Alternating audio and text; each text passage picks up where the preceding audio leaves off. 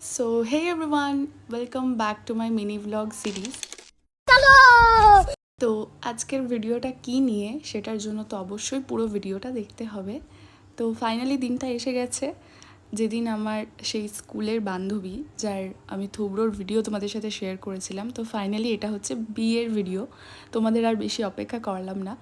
তো শুরুতেই তো তোমরা দেখলে যে আকাশের অবস্থা কীরকম বাজে, প্রচণ্ড মেঘ করেছিল আর দুপুরবেলা অঝোরে পুরো বিকেল পর্যন্ত বৃষ্টি হয়েছে। মনে হচ্ছিল যেন আজকে যে যাব সেটা কিভাবে যাব, কারণ এত বৃষ্টির মধ্যে এরকম সেজে গুজে কোথাও যাওয়াটা সব থেকে টাফেস্ট একটা জিনিস। আর এই বৃষ্টির মধ্যে যে শাড়ি পরে সেজে গুজে বেরোতে পেরেছি এটাই অনেক। জানি না কতক্ষণ হ্যান্ডেল করতে পারবো এই পেশেন্স নিয়ে সব কিছু।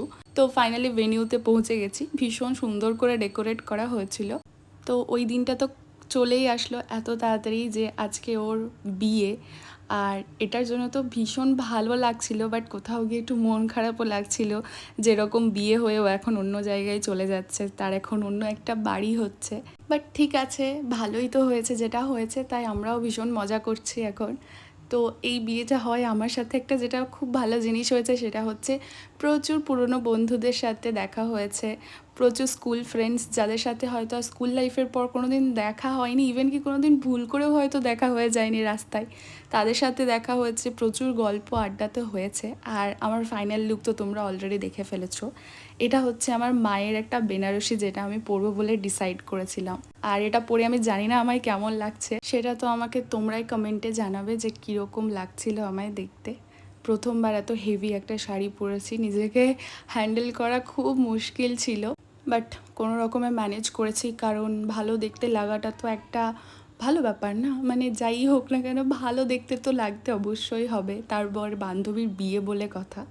তো বেশি অপেক্ষা না করে, বেশি দেরি না করে আমরা ফাইনালি ডিনারটা করব ভেবেছি, মানে যেটা ভোজ আর কি।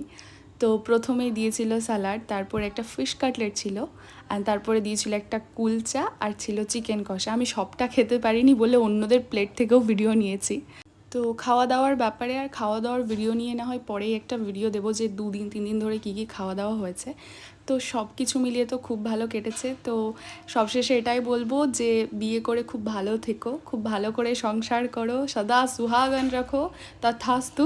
তো বাই, দেখা হচ্ছে পরের ভিডিওতে।